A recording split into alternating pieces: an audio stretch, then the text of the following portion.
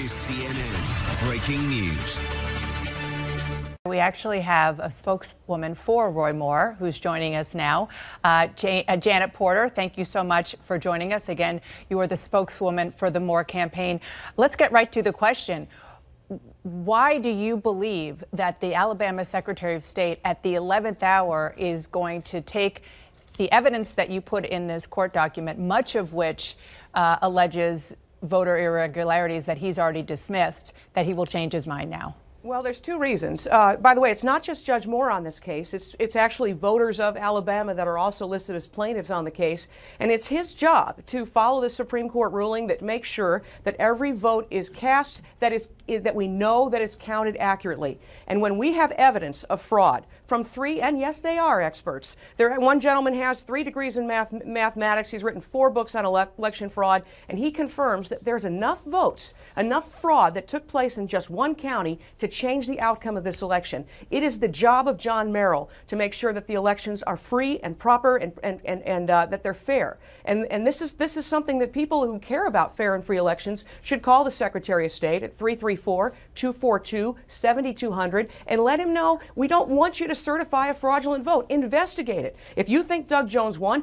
well, let's make sure of it. Let's make sure we get to the bottom of what these experts says is clear evidence of fraud. In fact, this gentleman that I talked about with all of the degrees, he said there is a 1 in 15 billion chance that this vote that happened in 20 precincts in Jefferson County occurred naturally. In other words, this election was fraudulent, and what we need to do is ask the Secretary of State to do his job and to investigate this. What's the name of the expert that you're referring to? His name is Richard Charnin, and as I mentioned, 3 degrees of mathematics. He's written 4 books on election fraud. He's a national expert, and he concurs with the other independent experts. And by the way, when I talked to one of the researchers, he's a Democrat. He says this is not about the candidates. It's not about whether it's Republican or Democrat. It's about fair and free elections. He said, I got involved in election integrity because I felt that Bernie Sanders was being cheated. And so this is not about Republican or Democrat.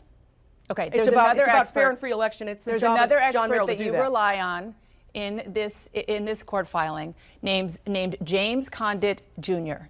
He is somebody who has spoken about Zionist control of world politics, an alleged Israeli role in 9/11 and the terrorist attacks, and other things, including. Hold on, let me finish. I don't vouch for everybody's opinion on everything. I'm very I can ask the questions, and then you can answer. Stand by. I'm not done. All right. Because he also claims that he has mathematically proven a conspiracy behind the assassination of John F. Kennedy. The reason I bring this up is because this does not sound like somebody who is has credible information and credible enough ability to be an expert to say that Roy Moore should be elected to the Senate. May I respond?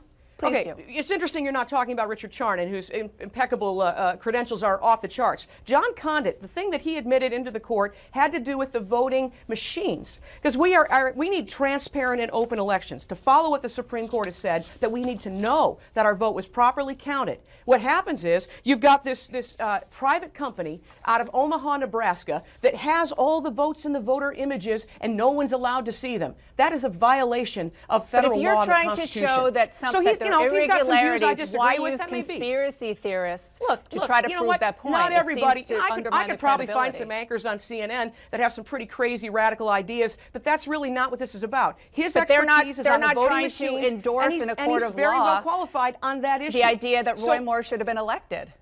Look, it's not about who's elected. It's about making sure the people of Alabama have the right to make that decision. And John Merrill's job, and by the way, Secretary of State John Merrill has been on the wrong side of federal law when he says, he's arguing before the Alabama Supreme Court, that we should destroy the ballot images. In other words, we should destroy the evidence and make sure that nobody has a chance to look at this. That's very suspect, and that's why I think people should be calling John Merrill 334-242-7200. If you want fair and free elections, don't certify what 3 independent experts, and I'm not listing John Condit as one of them, by the way, but I think he is an expert on voting machines, and what he says is valid. But on the issue of what 3 independent experts says, that there is fraud enough in just one county to turn this thing around. And if I was Secretary of State, boy, I'd like to get to the bottom of it, no matter who it is that I supported. Because here's the thing that Governor Ivey needs to know. She's up for a re-election, too, and there's 650,000 people who are watching this very closely, what they do right now. And if they certify certify what has been proven by 3 independent experts that says this is fraudulent enough to overturn this entire election, then they're going to be accountable at the voting booth. And I wouldn't want to be. And by the way, if they can steal the election from Roy Moore, Governor Ivey, they can steal it from you. Or Secretary of State Merrill, it can happen to you. That's why voter integrity matters no matter where you stand. I just want to say for the record that I mentioned one of your experts, John Condit, has said things like you brought this up there's 100 Zionist times. control. You know but what? I want to just say for the record that it was Richard Charnin who has said that there is mathematical proof that he has found that the assassination of John F. Kennedy was a conspiracy. Maybe he got a parking ticket yesterday. That's irrelevant to the case. The case here we're talking about not irrelevant. is there voter fraud? His expertise on voting machines is something you can question. If you want to question, whether he's a Zionist or not, I am. I'm pro-Israel. I'm glad the embassy is in Jerusalem, by the way. Good job, I don't think President that's Trump. what he was But suggesting, pro-Israel. I think he was saying something else. Let's be honest. Right, but I'm saying I'm pro-Israel, and what his position is, I care about what he is on voting machines. In fact, one of the experts that we turned to, as I mentioned, was a Democrat. He got involved because he felt that Bernie Sanders was being cheated. It doesn't matter what position, whether you're a Republican or whether you're a Democrat, whether you like Roy Moore or whether you like Doug Jones, you ought to care about the fact that the people of Alabama ought to be the ones making that choice, that this should not be done by some secret private company in Omaha, Nebraska that destroys the ballot images, which is what Secretary of State John Merrill has argued before the Alabama Supreme Court, which, by the way, is in violation of federal law. Federal law says destroying, defacing, mutilating, or altering ballots or official voting records, that you could be facing $5,000 or 5 years in jail. But the Secretary of State has not found evidence that those things have happened.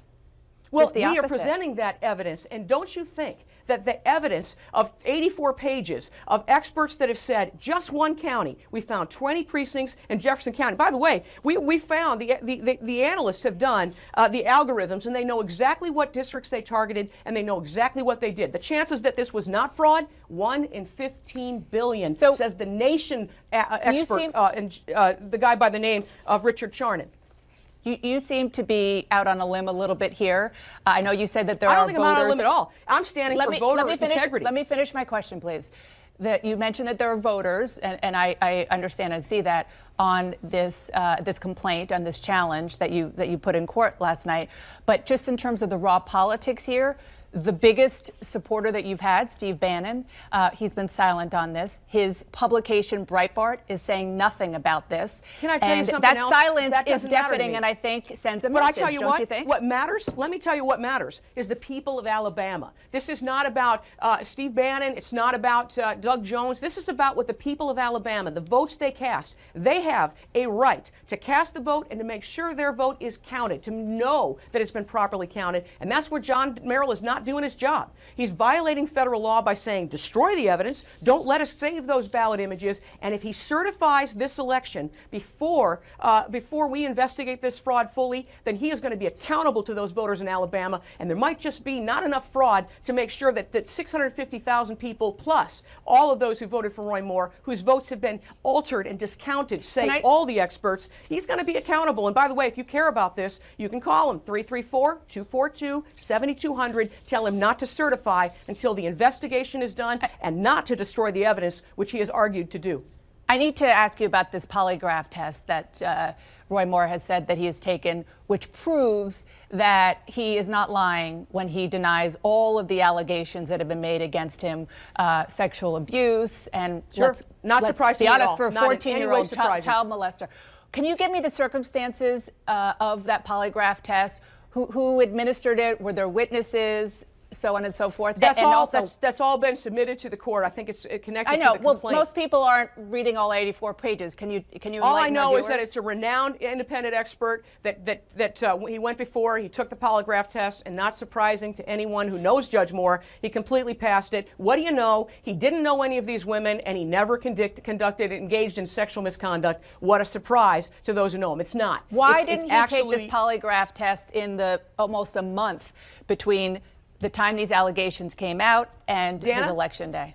Dana, we may not agree on much, but you and I agree on that. I will say, if I was the one running the campaign, I would have absolutely seen that was done. But where we are right now, he took the test, he passed the test, and he also said, hey, all these people who've made these baseless allegations, you do the same. Do a polygraph test, and if there's any variation, let's go to an independent. He's willing to go before somebody that is chosen between the two, they both agree upon, and let everybody take a polygraph test. How about that? That would have been something I would have liked to seen before the election. There's no doubt about it. But it's before the court, and we're hoping that this judge, the circuit judge, will look at this, and that most importantly, John Merrill, the Secretary of State, will do his job. Make sure that those votes are properly counted. Make sure that the investigation of fraud Janet, is one more conducted question before about the a fraudulent polygraph. One more question about the polygraph. Do you know, were any of your colleagues on the campaign there with him? Do you know anything more that you can tell us? I don't know. All I know is that he passed the test, and I'm not surprised in the least. And the person who administered this was somebody who was completely credible, and beyond that, he's willing to go. That you put out as look. Voter, I'm not. By the way, I've not called experts. John. By the way, I've not called him an expert on the election fraud material. He's the guy that knows about the voting machines and the fact that they are done in secret in Omaha instead of having open and fair and free elections. He's the guy that knows about that, and I don't care if he got a parking ticket or where he stands on anything else. But it's not about a parking ticket. It goes to Richard Charnon, the credibility of these experts and the fact that they have made wild claims that are just blatantly false. How do you put them up as people who are going to try to prove that you're right about the election fraud? You like to pick about somebody's personal opinions that are really irrelevant to this case. Let me tell you what is relevant. The experts that have done this, independent of each other, Republicans and Democrats alike, have said there is fraud in this election, just one county, 20 precincts of Jefferson County, enough to turn this whole thing around. And if John Merrill turns his back on these experts who independently agree, so without even an investigation, let's just say we're wrong.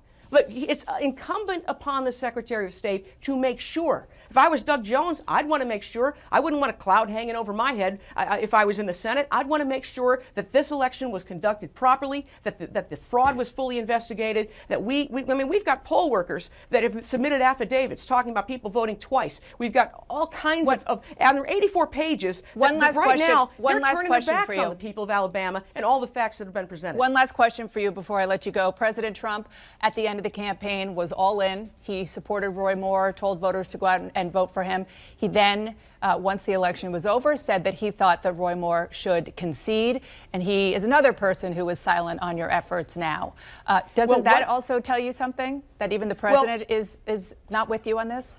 By the way, I think the president is also concerned about voter fraud. He's brought it up in his own election. And I think that if he were to read through the 84 pages of evidence from independent experts and the best in the country, by the way, who say one county, just 20 precincts in one county, Jefferson, is enough to overturn this election. If I was John Merrill, I wanted to run for re-election, I'd make sure that those votes are properly cast and properly counted, and that all allegations of fraud, no matter who makes them, are fully investigated before any fraudulent certification occurs. And if people care, 334-242-7200. Call Secretary of State John Merrill. Tell him, do your job. Investigate the fraud. Do not certify fraudulent elections until the investigation is full and complete. All right, Janet Porter, thank you for coming on and making your case. And we are going to know in an hour and a half, a little more, whether or not the Secretary of State is going to delay, but it doesn't sound that way. Whether or not he has a political future, we'll find out very soon, as well as the others on the canvassing board, including Governor Kay Ivey and the Attorney General as well. We'll find that out because, as I mentioned, there are at least 650,000 votes. Forget all the fraud for a moment. 650,000 people, despite all the fraudulent allegations, came out and voted for Judge Moore, and they are watching very closely, as well as the country, on whether or not he'll do his job and investigate whether or not this, you're making very clear whether or not this Republican wins in Alabama. There is a Republican civil war in Alabama that is going to continue. We're going to have to leave it there. Janet Porter, thank you so much for your time. Wow. So, 334. Did anybody catch the number? 334 something 7,200. I got most of the numbers. Listen, I know that she was pushing back on my questioning on the credibility of the experts, but if you're going to put somebody up to say this is why the irregularities are as we claim that they are, and they have a background of making wild claims that are not provable, Yeah, look, the expert that she held up as being unassailable, Mr. Charnan, who she claimed was a voter fraud expert and everything like that, also has, I think, a short book out, or at least several blog posts on his blog that also talks about his Kennedy assassination conspiracy theory, about how, in reality, President Trump won the popular vote in 2016 as well, which he lost by 3 million. I think we all know at this point. I couldn't even get to all of the specifics with her, but I'm glad you're adding. Yeah, look, it's not, he doesn't have unassailable credentials. When it comes to, just to put a very fine point on this, voter fraud, to the extent that she is talking about, is something that just hasn't been proven and does not exist in elections. The number of people, whether it was the Bush Justice Department, whether it's any number of outside groups that have dug into this issue and tried to make this a huge issue, try to prove this is a huge issue, try to use this as rationale to pass state-based legislation related to voting, nobody has come up with large documented evidence that this actually exists. And I think that at this point, nobody has come up, including the Republican Secretary of State, the Republican governor, any number of Republican officials, whether their electoral futures matter or depend on this or not, have also not come up with this evidence. And so this idea that one individual, I respect his degrees immensely, perhaps his work on these areas, particularly if you want to look at the 2016 popular vote or this Alabama vote as well, doesn't necessarily back up the idea that he has unassailable credentials. It sounds like she showed her hand at the end there what this is about. Yeah. This is about keeping the base going against the establishment in the Alabama Republican Right, and it's Party. about, essentially, it sounds like it's very much a sort of political vendetta against the forces that,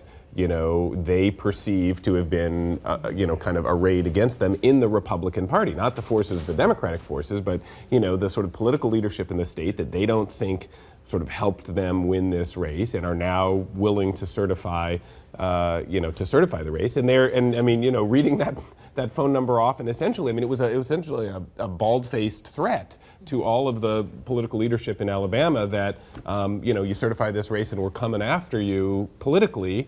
And I'm not sure you even need to get to the credentials. I mean, the credentials of their experts are interesting and important.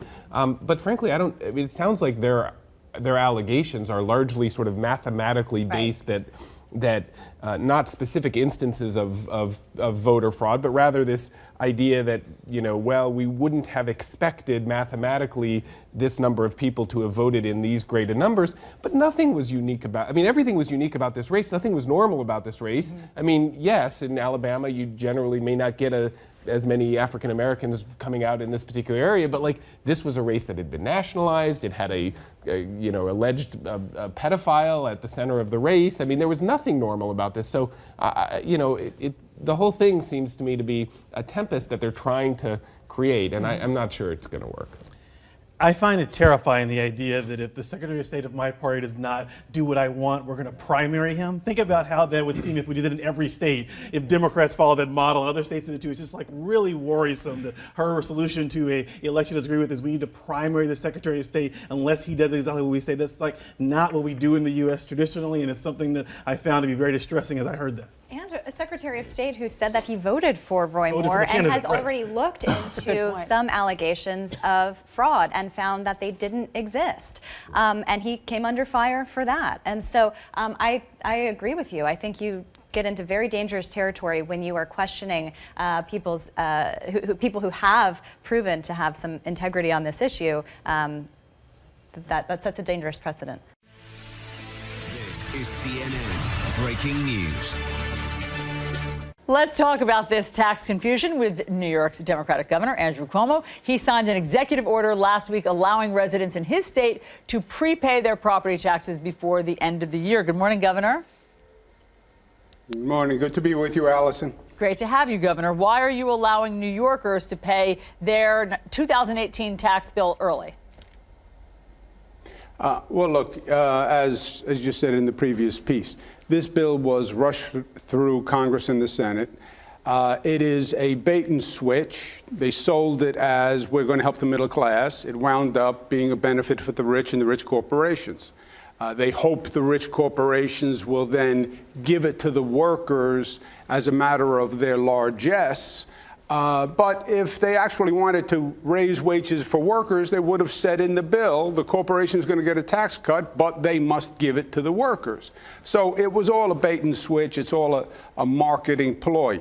One of the really devilish things in the bill is they then eliminate the deductibility of state and local taxes, which sounds like a mouthful. But what it says is, up until now, over 100 years, you paid a state tax, you paid a local tax, you deducted that from your federal tax.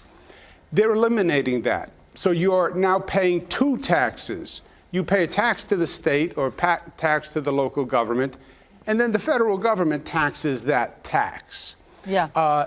It happens to occur coincidentally on only blue states. And that's what I want to ask you about. Only Democratic yes, states. Because, Governor, you've called this an economic civil war, and I know that's what you're touching on. So what are you trying to say? The Senate has no senators from Democratic states, blue states. This tax provision hits the blue states by eliminating the state and local tax deductibility and uses that money to finance the tax cut in the red states. So this is the most partisan, divisive legislation we've seen. So it's payback, you think, for the blue states not voting for the president? Look, there's always politics in crafting of legislation. But this was an egregious, obnoxious. What the Senate was saying is, because we have no senators from the blue states, we don't care. So let's pillage the blue to give to the red. That's never been done in this nation before. That's partisan politicking over any semblance of good government. And by the way, you want to hurt New York? You want to hurt California? They're the economic engines. How are you going to grow the economy after you put a dagger in the heart of New York and California? It's all politics all the time. So how does New York fight back? What do you plan to do about this? Well, they are challenging our structure of our tax code. We're going to propose a restructuring of our tax code. I'm not even sure what they did is legal and constitutional, and that's something we're looking at now. What does that mean? Why wouldn't it be legal to change the tax code? You can change the tax code. You can't penalize my state because of its political affiliation.